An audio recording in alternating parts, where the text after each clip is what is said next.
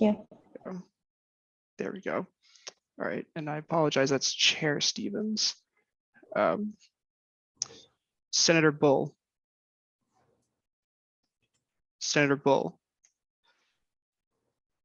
Let's see. Senator Vashikidze.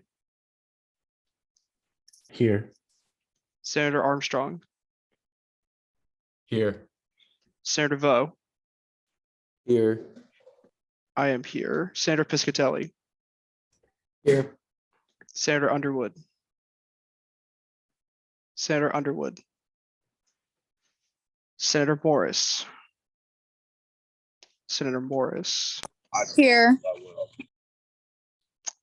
Senator Addy. Here. Senator Vernon. Here. Senator Troutman. Here. Senator Krepok. Here. Senator Bass. Here. Senator Robbins. Here. Senator Harf. Here. Senator Freeland. Here. Senator Guilano, or sorry, but definitely mispronounced that. It's Guano. I'm here though. Guilano. Okay. Perfect. We do have quorum, so we will go ahead and proceed with the first item on our agenda, which is the adoption of the standing rules. At this time, is there a motion with regards to the standing rules?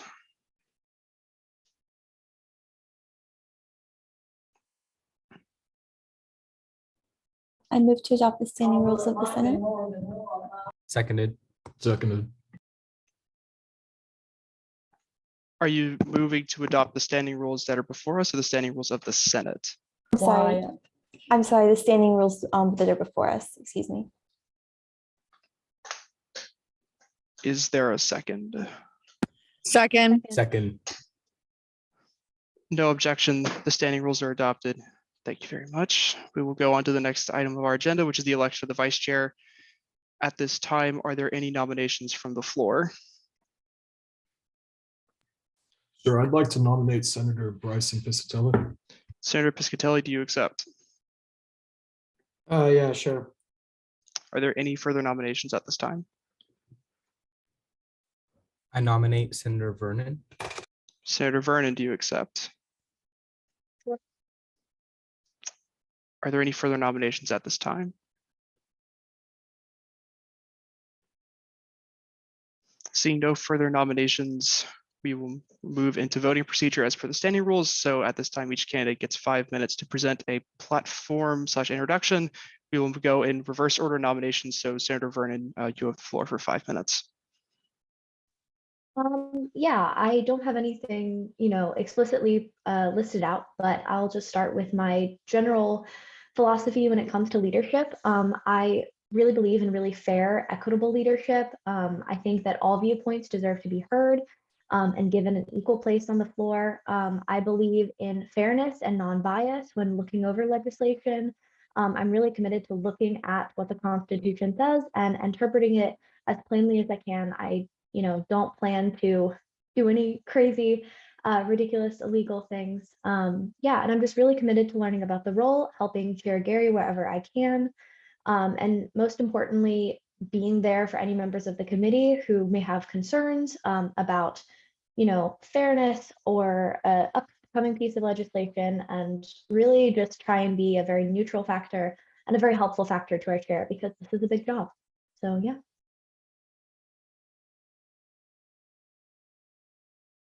Senator Piscatelli, you now have the floor for 5 minutes. Thank you. I similarly don't have any sort of explicitly pre-prepared platform for a vice chair position, but my philosophy is somewhat similar. I think obviously, within committee debate, it's important to have everyone feel like they actually are relevant and heard within any discussion. I would say that my most important point of contention in the general way that things have been going in the Senate in the short time is that a lot of new senators feel as if the process by which the Senate has been structured has been rushed, poorly communicated. The rules have been not really well explained. And I think that it's important that we have people in leadership that are from the new crop of people that were elected to the Senate and not just those that were reelected. and feel as if they are, guaranteed leadership simply by nature of seniority. And I don't mean to say that as like a call out. I just think it's like a general point that, we have a large new Senate, lots of new people. I'm a new senator. I think it's important that we have new people in leadership. So I'd appreciate your vote. Okay, at this time, as per the standing rules, we'll go into a questioning period. You can direct your question to one of the candidates or both, and this, I believe, lasts for 10 minutes, but I'll double check that time length if it comes to it. So at this time, does anyone have any questions? Just as a point of information for you, Mr. Chair, the Please. standard is that it is 5 minutes per question per person, but this can also be interpreted with how it's written to just be 5 minutes per person. So there being 2 candidates, 10 minutes total. We'll see if we even get to the point where we're here for 10 minutes of questioning. But at this time, are there any questions? If there are no questions, I'll entertain a motion. Motion to move to the voting period. Is there a second? Second. Okay, so the way that we will vote over Zoom is you need to direct message me your vote. At this time, your candidates are Senator Vernon and Senator Piscatelli. Just text me their last name or PM me their last name.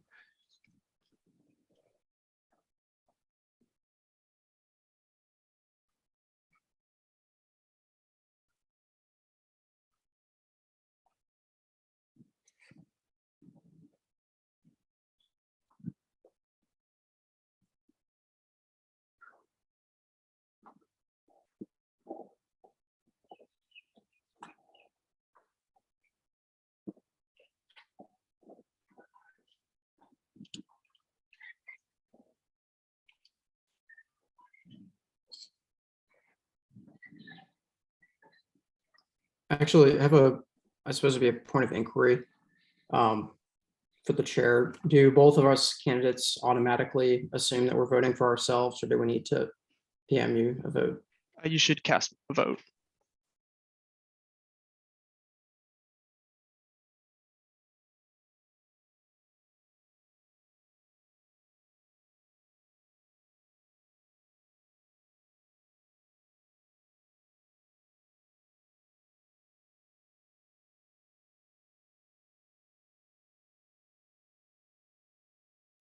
If there are no further, I'll wait about like half a second for any last minute votes.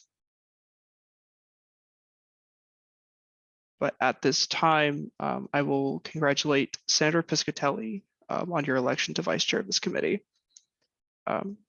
Congratulations.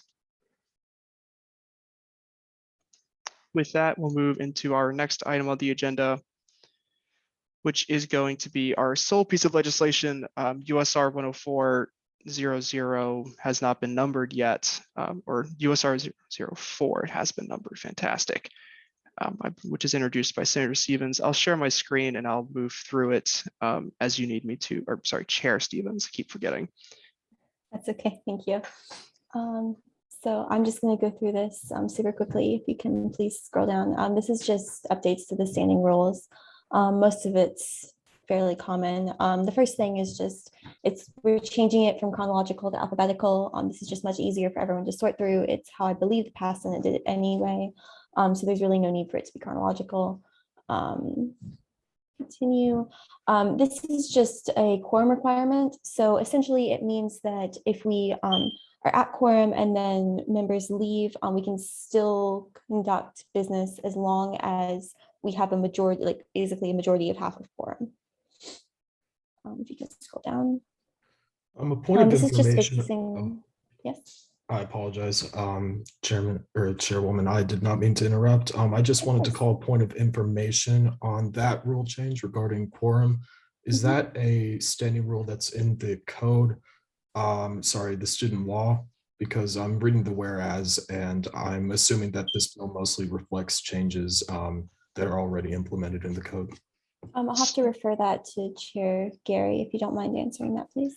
Yeah, so just, I will pull, so, okay, so on 2 points, yes, let me stop screen share. So let me, on 2 points. So whereas clauses are not like legally binding, they're just something we do for reasons that have not been adequately explained to me, but I will check the student code as to your other point of inquiry at this time.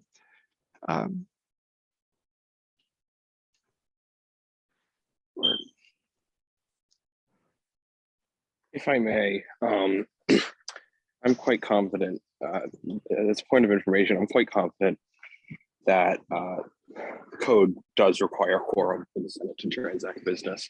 But of course, that would only ever be noted if there was a call for quorum.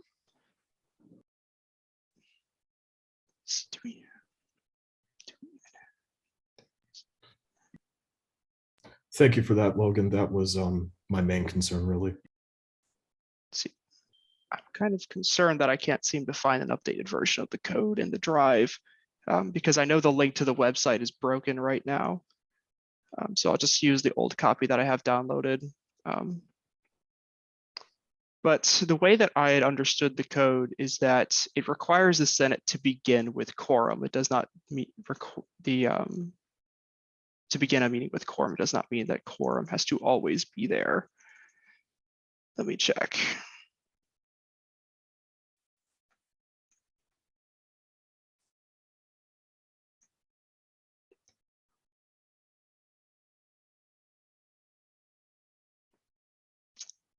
So as far as I can gather, there is one mention of quorum in this undergraduate code, which basically says that if Senate does not, in the event that the Senate does not possess quorum, first call, then message all, then message all excused senators. Basically, seems to be the only message, or sorry, statement with regards to quorum in the undergraduate code. I, of course, can check the rest of the student law being the Constitution, if you so desire. No, I think that'll be enough. Thank you, Chair. Of course. So let me see, Chair Stevens, if you want to resume where you left off.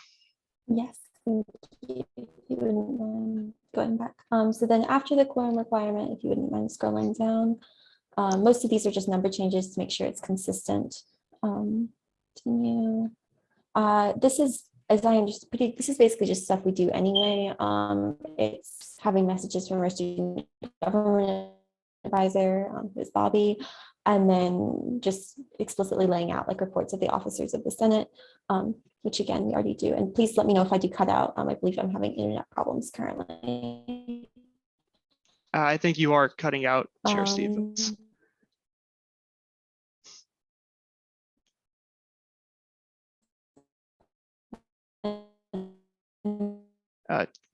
Callie, you're cutting out really bad right now. Okay,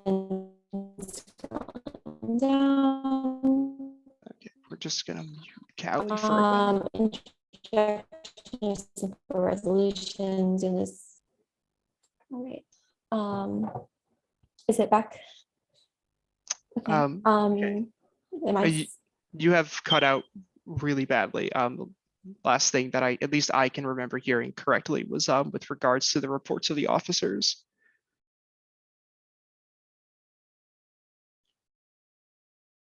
Point of information, I think she wants you to take over, Chair Gary.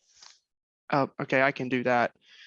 So let's see, it looks like the rest, so for this section, it's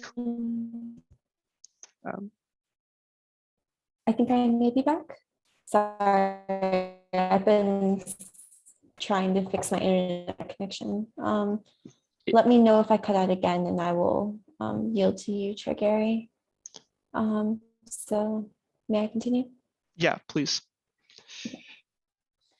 So introductions to resolutions, which is again something that we do anyway. We don't really have concurrent resolutions very much. Continuing onwards. Callie, you're cutting out really bad. If you don't mind, I'll just go ahead and present those. Scrolling down, please. Thank you. So we just. Okay, so I will take care of presenting it from here. With the changes to USR 106, basically, to section, there are basically two changes. The first is allowing us to debate a motion to like adjourn, like we should be able to debate that. The other changes with regards to the agenda. So it previously stated that unless advance notice is provided to the PO of conflicts that would prevent the sponsor from being present, this would mean that like if the principal author weren't there, you just couldn't hear a piece of legislation. Now this basically allows for a co-sponsor to present a bill in someone's stead. So that way legislation doesn't get delayed by 2 weeks. This is just changing it from bills because like other pieces of legislation can end up on consent calendar. Deleting special orders because we don't actually do special orders. The special orders calendar technically exists and you can request certain things to be on special orders, but the only thing that is required to go on special orders are veto messages, which the code is going to be changed, like if it has not already, to like move all that to general order, since that's the procedure we have used anyways to handle veto messages. Here again, changing concurrent resolution to simple resolution, as we don't do concurrent resolutions. This change with regard to joint legislation was passed by the 103rd Senate, but was not included in the standing rules. I'm not entirely sure why, but basically the old system of determining joint legislation was just the speaker had sole discretion. This basically changes it to a fixed definition where legislation is deemed as joint if it amends the Joint Code of Student Governments. Or like the Senate can vote to determine a piece of legislation joint at when that bill is on the floor. Joint legislation being legislation that has to be passed by the Joint Governance Council after it is passed by the Senate, as it impacts the graduate student body as well. Here, for authorship of legislation, we have to give the vice president and president-elect power to introduce legislation because the code will not function if we don't allow this.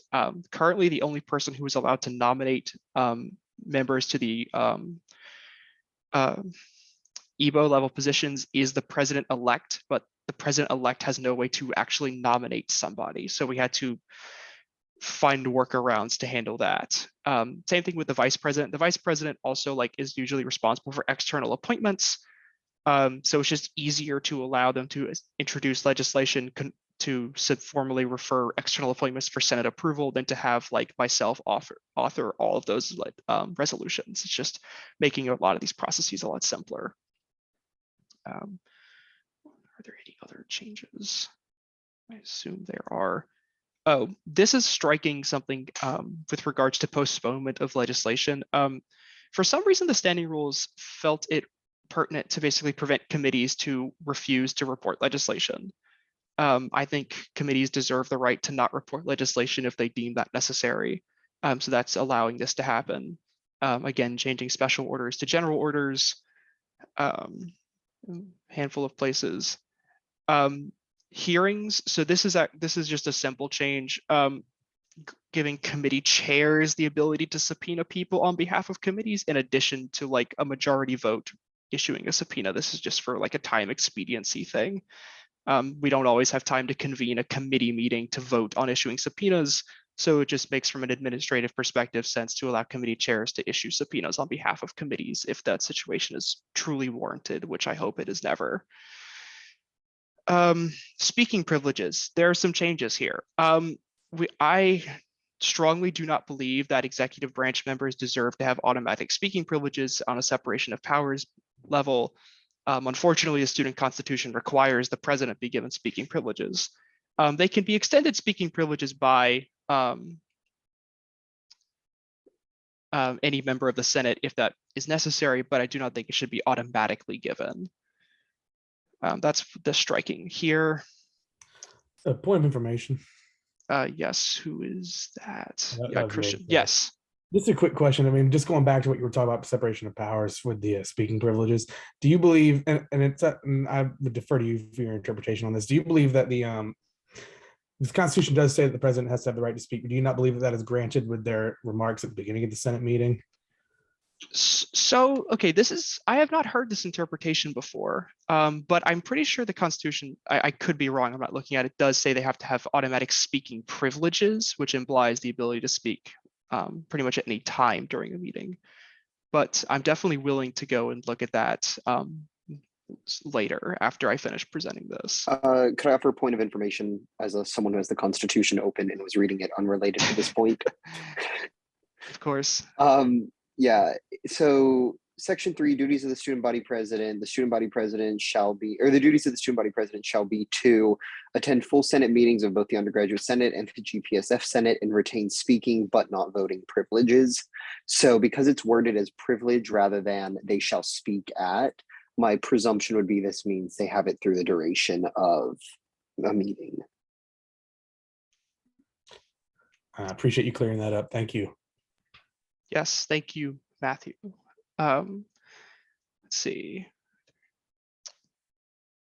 Changing some language here with regards to like he, she to just they. It's just easier. Getting rid of representative. There's a lot of use of the term representative. We are not that. Striking some language here that is just incredibly long. Basically just changing it at the discretion of the committee chair to during public comment period. Since committees are bound by the Senate standing rules, that means committees already have to have a public comment period. So chairs cannot unilaterally deny people speaking a public comment time. Like these rules are just contradictory. So thus, since chairs cannot unilaterally deny people speaking privileges, there's no reason to have an appeals process. So USR 118.04 is no longer relevant. Changing the deadline for submission of agenda to midnight because I doubt any of us actually operate on the business day. Allowing committees to use terminal motions, since I think that's well within the right of committees. And these last few sections here at the bottom basically just bulk change some terms because I didn't feel like going through the standing rules, or I assume Chair Stevens too didn't feel like going to the standing rules to change every instance of the term representatives, he/she, and special orders, and stating the enactment clause will go into effect immediately. And at chair's discretion, we'll just move into question and answer period. Are there any questions for myself or Chair Stevens if her internet is working? I do have another question if I'm able to ask it. Yes, of course you are. Going back to the legislation, the submitting legislation, do you believe that the wording should be a little more specific there? Because this is, again, going back to that separation of powers, it's pretty, there we go. In my interpretation, there was a little bit vague to say that the vice president, for example, could really submit any legislation they want to. Should it not be worded more specifically to say for nominations? Yeah, so I do agree with what you're saying, but I think that might need to come with a wider change to like the code itself. I for one am very interested in seeing the way that like nominations are made for like EBO positions and external appointments, so that it's like clear who actually has the power to nominate and like clear who has power to like submit those nominations to Senate, because the only way you can submit that nomination to Senate is through legislation. Basically, I think either we extend them legislation privileges as a way to like make this process legally doable, or like we don't make this change now on the like assumption we're going to fix the wider process later, if that makes sense. I'm fine with either approach. No, yeah, it's completely up to y'all. I can't vote in this meeting. I just thought I'd mention the issue. I believe that it's worth mentioning, Christian, and I mean that is a good point. While this would require wider legislation to redress that concern with the code, I think that it's best if we do our due diligence, especially in regards to my idea of the separation of branches being pretty strongly made. I do understand with nominations that is a way to expedite the process, and I agree with that. But I think for the most part, if there is legislation that the vice president or the president-elect or the president decide to introduce, I think for the most part that really should go towards them reaching out to senators instead of their ability to introduce anything. So I propose that we wait on that. Yeah, so we can get to right now amendments are in order, but when we get to we'll get to amendments shortly if there are no further questions. I think I saw Treasurer Grodzki's hand up at one point. No, thank you. We'll Okay. wait for discussion. Okay. If there are no further questions, I'll entertain a motion for discussion. So moved. Is there a second? Second. Seconded. No objection. We are now in discussion. So at this point, if there are any amendments, you can make them. If you have any points of discussion, also please raise your hand and you can be recognized.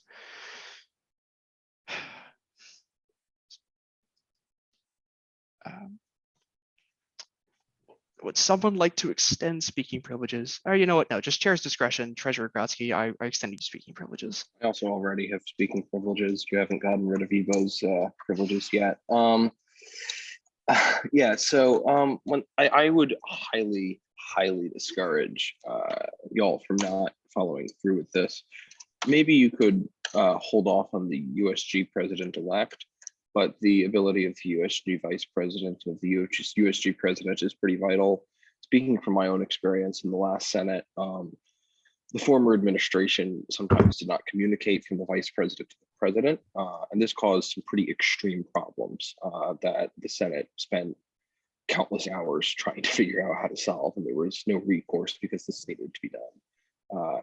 If you were going to change anything, I would perhaps modify this just to specify that they can introduce legislation relating to the appointment of officers or relating to appointments and confirmations, if anything. But I do very much employ this committee to pass this out as with those provisions intact.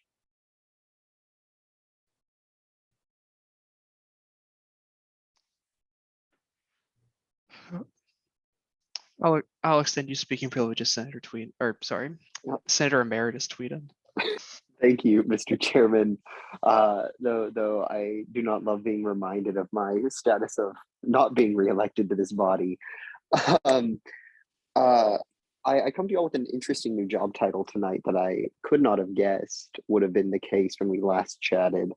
For those of y'all who were not involved in this process, yesterday afternoon, I was confirmed to serve as chairman of the Joint Governance Council. And so I would like to offer a little bit of insight as I've been doing some reading around through the JGC standing rules, which I did not know existed until about an hour before my confirmation, as well as the Constitution and the Joint Code. Mr. Chairman, could you move us back up to where the determining if legislation is joint provision is? As a bit of context, the Constitution establishes two pathways to determine legislation to be joint. One is the one we will discuss in a second.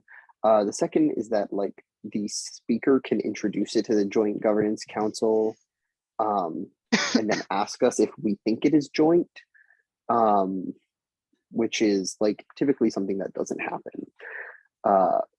Primarily, it would be coming to JGC as though it is already designated joint. And so the first provision is that the legislation is designated as joint by the Senate that passed the legislation. So if the standing rules create an automatic trigger to say this is by default going to be amending, or this is by default going to be joint, then then it meets that standard.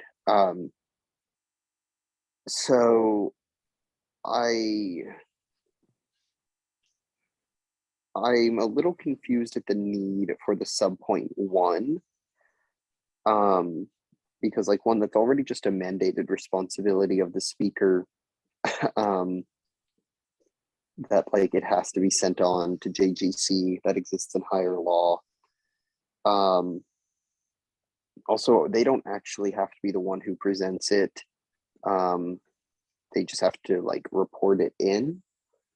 And then second, I'm a little curious why we wanted to set that standard at 2/3 rather than a simple majority. Just because it's kind of a procedural deal. Chair Gary, may I have the privilege of responding to JGC Chair Tweeden? If no other member of the committee has anything they'd like to add at this time or any amendments, then I'll allow it. Yeah, so I'm again not wearing my cap as USG treasurer, but my cap as Senator Emeritus at the moment. I was the senator who introduced this amendment to the standing rules last term, and my reasoning was somewhat reactionary. That is, reacting to problems that I encountered. So first of all, previously the speaker was able to designate legislation as joint, and effectively allowed it sent legislation through a process in JGC that it really just should not have, and that was very opaque and not accessible to the rest of the Senate. Second, the reasoning behind that subpoint there was specifically that in the past there was a practice of sending legislation not from the undergraduate Senate to the Joint Governance Council, but from the undergraduate Senate to the GPSG Senate, which was rather incoherent. And it was done basically at the chair's discretion, or at the speaker's discretion. And the idea was that it would give graduate students and their whole Senate an opportunity to weigh in on it. And again, this just prolonged the process, and also was not the process intended that was intended under the Joint Code and Constitution. And so this just specifically says that once it's passed by this Senate, if it is joint, it goes to the Joint Governance Council and nowhere else. Finally, the idea that I think that it should be a 2/3 motion. I would hate to have someone try to use this, to kill legislation, to try and send it to JGC where it'll have more trouble, potentially. I think that if it is joint legislation, it should be quite apparent to the Senate that it is joint legislation, and thus would really have to go to JGC. And I think that if it is so apparent, it should pass a 2/3 threshold. And of course, that does not stop the Joint Governance Council from then reviewing it again and again and themselves declaring it joint if they so choose. Okay, yeah, that addressed a lot of my concerns. I will say the whole deal with the speaker being able to just bring it to JGC still exists. We would have to, by majority vote, determine it to be joint. But that pathway still is an option, no matter what the standing rules say, because that's established in the Constitution. But both of the constituencies are free to establish their own process to recognize legislation as joint. And so I have no objection to that process being either A, it amends the joint code, which is just explicit text within the legislation, or B, 2/3 vote. Okay, cool with that. At this time, do any senators have any points of discussion or any amendments they'd like to make to this legislation? If there are none, I'll hear a motion. I'm raising my hand, I guess. Oh, sorry, I couldn't see you. You have the floor. Yes, you do. Okay, thank you, Chair. I would just like to say that obviously, first of all, welcome to the members of the band administration. Thank you for coming and seeing us at our committee meeting. But my understanding of this set of proposed changes after reading through it, and I think others have a similar opinion, is that while many of the changes are quite realistic and necessary, there's a significant minority portion of this set of proposed changes that are extremely dangerous to the way that the Senate should operate. I think particularly the way that it addresses quorum, the way that it changes the power of the speaker, and so on. Now, I don't really think that it's worth going into detailed debate over the individual points, because we've basically been doing that for the greater part of this meeting, but I would prefer to vote this is an unfavorable piece of legislation, and that's how I intend to vote. So that's all I have to say.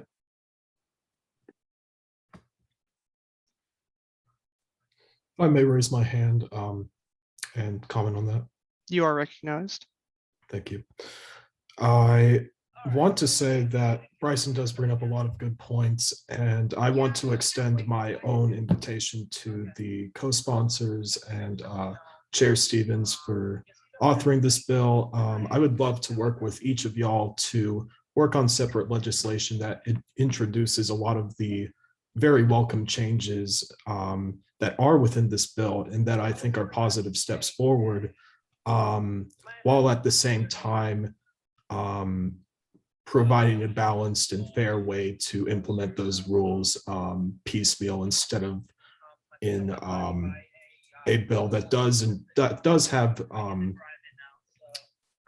have points of legislation and changes that are quite detrimental to what I believe to be a good vision for how the Senate should operate. Are there any further points of discussion or amendments?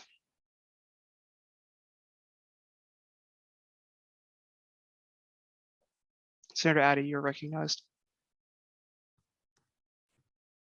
Thank you, Chair Gary. I just wanted to kind of respond to the criticisms regarding the quorum that were addressed in earlier responses. I find the current way that the quorum is placed in this resolution to be pretty necessary. I think that we saw in the last meeting there were some individuals that did leave like midway through the meeting. And although we did have quorum, there could be a situation in which individuals would leave and then the Senate would essentially stagnate on legislation. I believe Bryson was one of the people that left. I think that the quorum is definitely important to adopt in the way that it is written here because it allows for expediency and efficiency within the Senate and ultimately won't be a problem if everyone just shows up. So thank you. Senator Vernon, you're recognized. Yeah, so I want to have a slightly different take on it than Senator Addy, but my point would be as to the quorum that the Senate is known for dragging on and for being rather inefficient. And I think the quorum requirement allows us to do it in as democratic way as possible to make sure we do still have a number of senators who can approve legislation, et cetera. But it still allows for people to leave if need be and us still to be able to pass legislation because, you know, in this hypothetical scenario, if enough people leave, we wouldn't be able to do anything. So not only would we be a more ineffective Senate, it would give people, you know, say a bunch of people walked out, that would give people quite the power of the legislation, which is just not how the Senate should function. And so I think that trying to kind of kill this entire thing rather than, you know, just passing it or making friendly amendments is really inefficient. And frankly, it's just going to drag out our meeting longer. Senator Guilano, you're recognized. I appreciate those comments, Maddox. I wanted to say and reiterate again that I will absolutely work to make sure that many of the changes on this bill would be implemented at a later time. I'm more than happy to put on that sort of work, working with the co-sponsor team and that sort of thing.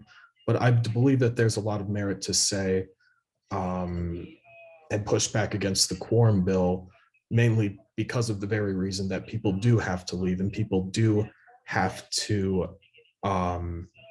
get out of the meeting for whatever reason.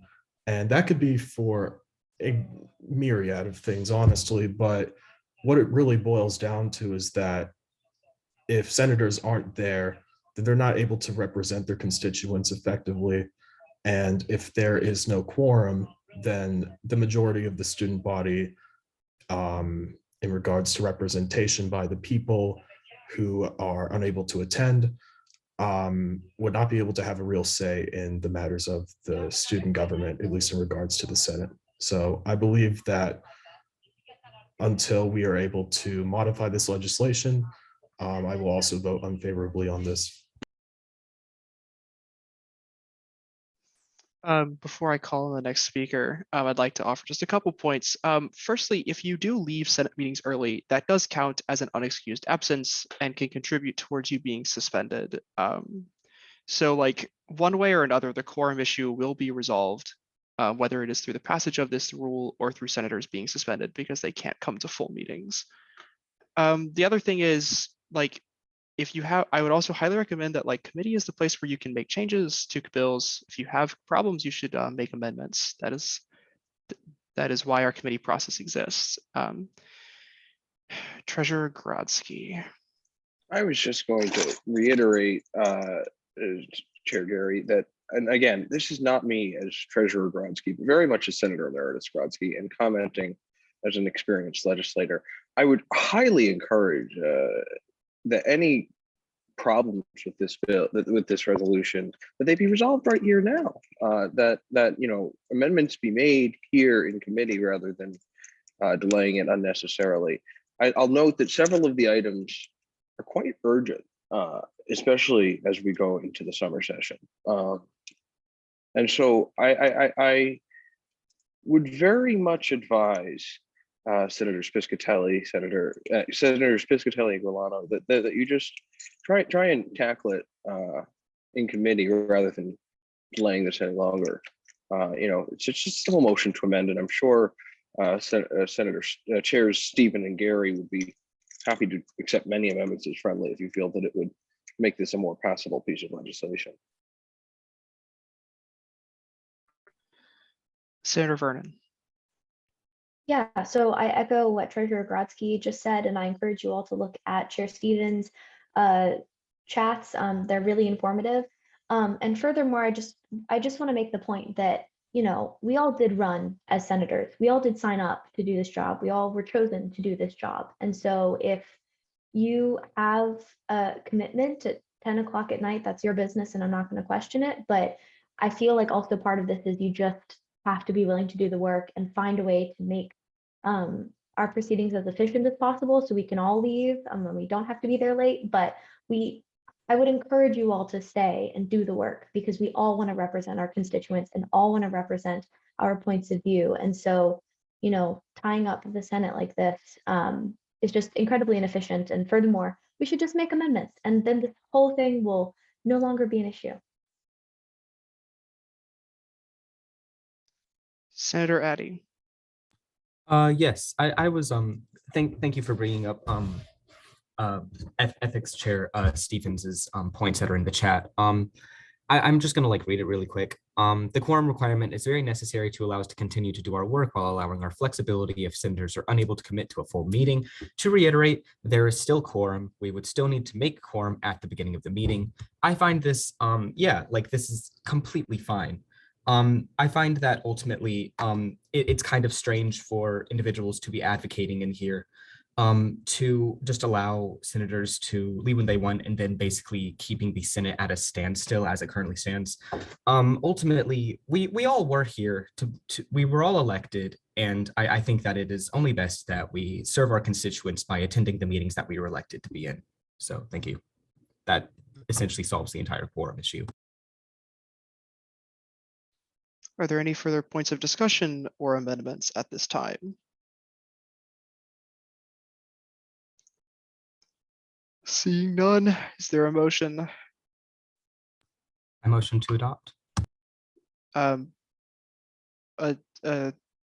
do you move to refer it? Are you moving it favorably, without prejudice, unfavorably? Without prejudice. Is there a second? Second. Since there was not a unanimous consent measure, we will vote on this. Give me a second to switch over to the voting log. All right, so we will do a roll call vote just for simplicity. Chair Stevens. Yes. Let's see, Senator Bull is not present. Senator Mercedes.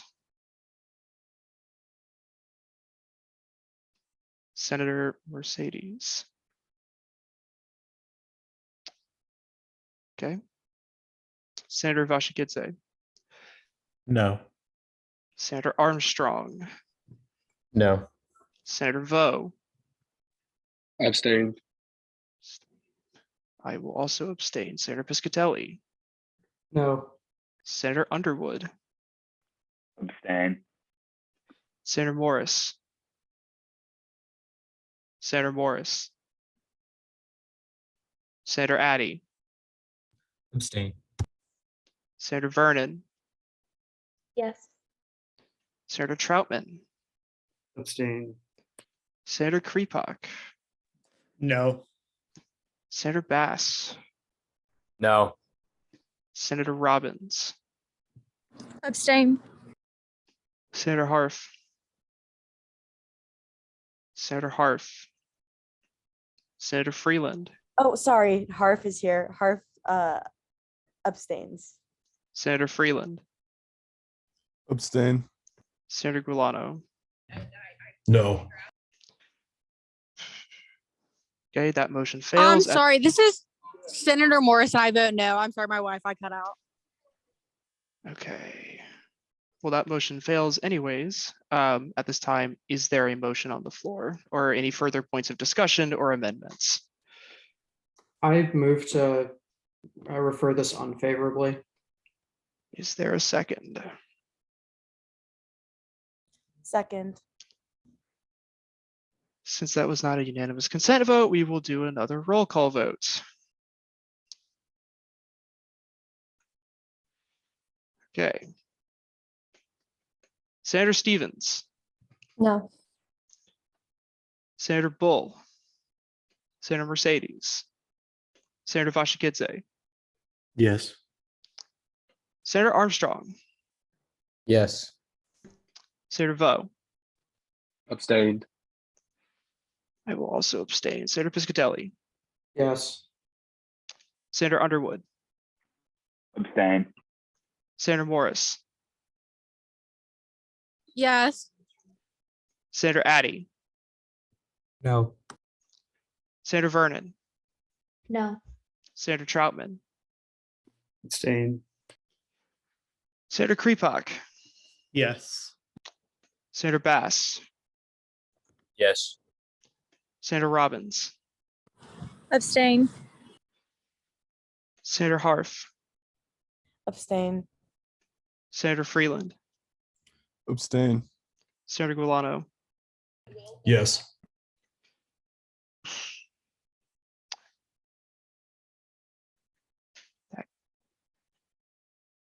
Okay, I want someone to, okay. Okay, so either I set up the spreadsheet wrong because it's currently telling me that it fails. Are abstentions no? If I'm not votes? wrong, it requires a committee report does require a majority of the committee present. So an abstention would effectively be a no. I'm going to briefly check this.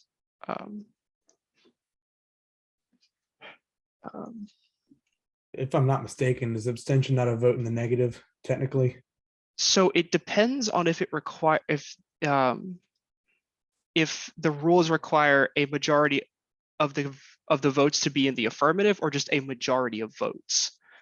I'm gonna just check the standing rules to be safe.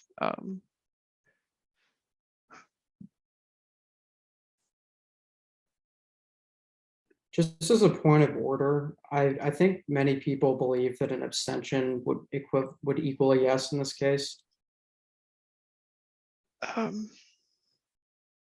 Well, I mean, that's why I'm checking the standing rules.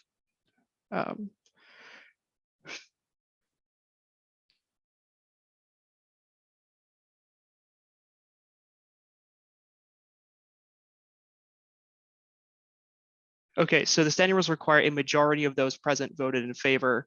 So since the majority of those present did not vote in favor, the motion fails. So at this time, is there a motion? Point of information or point of, I don't know. Again, please let me know if I cut out. I am open to amending it if people so desire. You're free to make amendments. I just want to make a motion to vote on the same question again to present it unfavorably. Seconded. Senator Stevens, were you making a motion to amend? No, I was not. I was just saying that I would be open to them. Okay, so the motion has been moved and seconded again. We will do another roll call vote. Let me just move to the spreadsheet. All right, Senator Stevens, No. Senator Bull, Senator Mercedes, Senator Vashikidze, Yes. Senator Armstrong, Yes. Senator Vo. No. I'm sorry, could you say that again? No. I will abstain. Senator Piscatelli. Yes. Senator Underwood. Yes. Senator Morris. Yes. Senator Addy. No. Senator Vernon. No. Senator Troutman. No. Senator Krepak. Yes. Senator Bass. Yes. Senator Robbins. No. Senator Harf. Yes. Senator Freeland. Yes. Senator Gulano. Yes.